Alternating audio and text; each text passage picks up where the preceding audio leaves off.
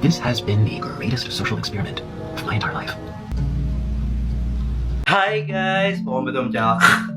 Sampai muncrat. Finally, betul mas Pak Wandi. Dan kali ini aku akan kembali ngebahas tentang Nikocado Avocado. Kayaknya udah lama banget aku gak bahas tentang dia. Dan kali ini dia muncul dengan kondisi yang paling baru. Badannya itu kembali menjadi kurus seperti dia waktu pertama kali nge-YouTube. Dan ini menjadi heboh satu dunia guys. Karena kayak, wah kok bisa ya dari yang gemuk banget tiba-tiba menjadi yang kurus seperti ini. Nah, apakah ini dramanya terbaru atau settingan atau gimana? Nah, kalau misalkan kalian penasaran kira-kira apa yang terjadi sama dia kok bisa sekurus sekarang ini, jangan lupa untuk like, komen, dan subscribe video notifikasinya agar kalian tidak sekali aku upload baru. Dan tanpa kelamaan lagi langsung aja kita ke videonya. Jadi guys, baru-baru ini Nikocado Avocado bisa dibilang menipu internet. Kenapa? Karena dia mengakui bahwa menjadi gemuk adalah bagian dari eksperimen sosialnya. Sementara dia diam-diam kehilangan berat badannya sebanyak 250 pon. Itu berapa kilo ya? Dan menghasilkan banyak uang dengan mengunggah video yang direkam sebelumnya. Semua orang terus menertawakannya karena gemuk. Nah, kita akan meringkaslah sedikit story tentang dia kalau misalkan kalian baru ngikutin tentang kasusnya Nikocado Avocado yang sekarang ini. Pertama, tentang video pertamanya. Kalau misalkan kalian berpikir kalau dia ini pertama kali di YouTube gemuk, enggak guys. Video pertamanya adalah tentang keputusannya untuk berhenti menjadi YouTuber vegan. Saat itu dia nampak sehat, namun rencananya adalah untuk mengubah hal ini. Yang kedua, transformasinya atau perubahannya. Kita semua sekarang mengenal kalau dia ini adalah fat guy atau pria gemuk. Tapi bagaimana bisa sampai jadi gemuk itu guys yang awalnya kurus?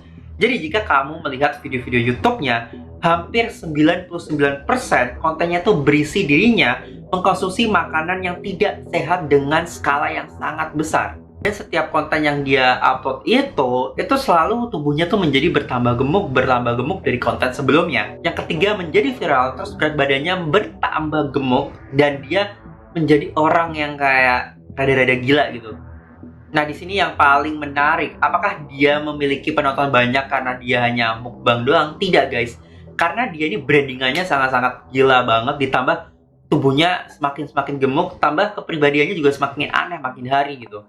Jika kalian pernah nonton video-videonya dia, kamu tuh bisa lihat seberapa gilanya dia. Kayak misalkan dia ngomongin hal-hal yang kayak kasar gitu kan, tiba-tiba nangis, atau nggak makan rakus banget seperti hewan, atau enggak acting seperti anak kecil, terus kayak mengkonsumsi makanan dengan sangat-sangat gila, atau kayak ya pokoknya di luar nurul gitu guys. Terus selain itu dia juga memiliki banyak banget channel YouTube, ada 4 deh kayaknya, karena dia ini money oriented banget ya, pengen menghasilkan uang sebanyak-banyaknya, makanya pengen bikin 4 channel. Dan satu lagi, dia ini kayak mengasih judul atau thumbnailnya tuh kayak clickbait gitu, dan ini tuh menarik orang untuk supaya nonton gitu. Terakhir adalah plot twist banget ini. Video terbarunya yang berjudul Two Step Ahead mengungkap kebenaran. Ini semua hanyalah eksperimen sosial selama 2 tahun terakhir sambil terus mengunggah konten yang direkam sebelumnya. Dan diam-diam dia ini kehilangan berat badan sebanyak 250 pon. Sambil diam-diam ia menurunkan berat badannya, dia ini terus kayak mengupload video-video yang udah direkam sebelumnya. Berarti dia sekali syuting langsung banyak ya guys. Dengan begitu dia ini membuat orang berpikir kalau dia ini kayak obesitas, gak sehat gitu. Dan sekarang berat badannya tuh turun dan kembali sehat. Nah, sekarang kita coba dengerin pengakuan dia tentang semua kegilaan ini. 2 steps ahead. I am always 2 steps ahead. This has been the greatest social experiment of my entire life.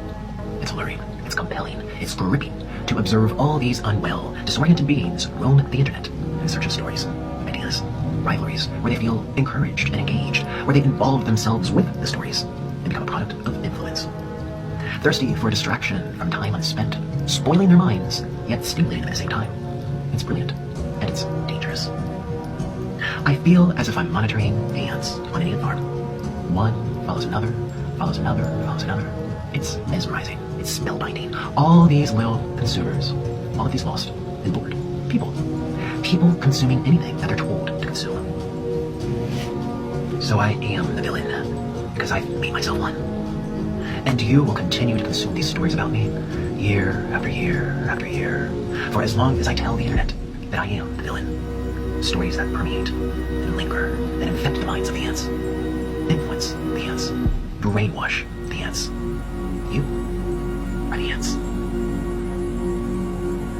Today I woke up from a very long dream, and I also woke up having lost 250 pounds off of my body.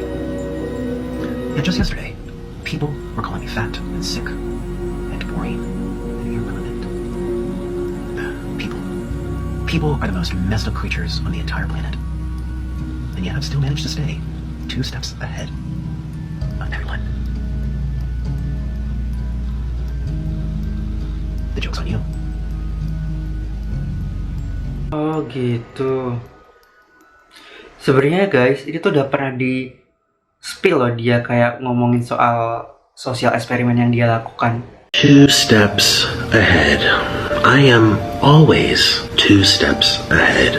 This has been the greatest social experiment I've come to know. Certainly the greatest social experiment my entire life. It's alluring, it's compelling, it's gripping to bear witness, to observe all these unwell, unbalanced, disoriented beings roam the internet in search of stories, in search of ideas, of conflict, of rivalries, where people develop a distinctive desire for direct engagement, where people feel involved with the stories and therefore become product of influence, spoiling their minds while stimulating them at the exact same time.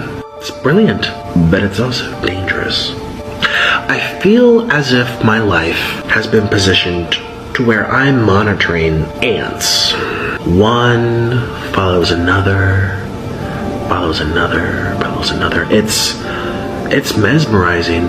Just look at all these consumers, all of these lost and bored people consuming anything that they're told to consume. I am the villain. I make myself one. Today, I thought it would be a splendid idea to go out and get some food. Gee, are you surprised? Have you forgotten the story? Are you not paying attention? After all, you're here to consume, are you not?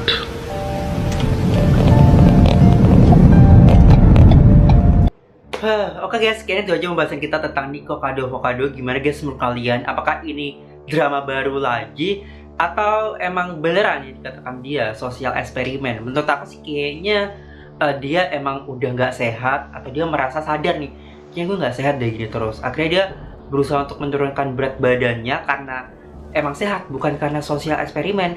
Jadi ya mumpung dia udah kurus, akhirnya dia mengada-ngada kayak ngomong, oh enggak kok, ini kemarin tuh tingkah-tingkah konyol gue, tingkah gila gue cuman sosial eksperimen ke kalian aja, kayak gitu. Jadi terkesan supaya apa yang dilakukan di masa lalu itu bisa kayak termaafkan sama netizen. Jadi kita tuh berpikir kayak, oh sosial eksperimen, padahal ya dia begitu, dan dia pengen kurus ya emang karena dia emang udah nggak sehat dan emang niat pengen kurus. Karena kan sebelumnya emang dia aslinya dari kurus kan, bukan dari yang emang gemuk. Jadi ya kalau usahanya ya berhasil gitu. Tapi kita apresiasi dia udah berhasil turun berat badan sebanyak itu. Ya semoga dia tetap sama seperti ini dan tidak drama-drama lagi yang heboh-heboh kayak gimana lagi ya. Kayaknya ya cukup ya. Nah, kalau misalkan kalian ada ide buat konten aku berikutnya, kalian bisa komen di bawah sini karena aku butuh dari kalian. And thank you so much for watching and I'll see you in the next video. Bye-bye!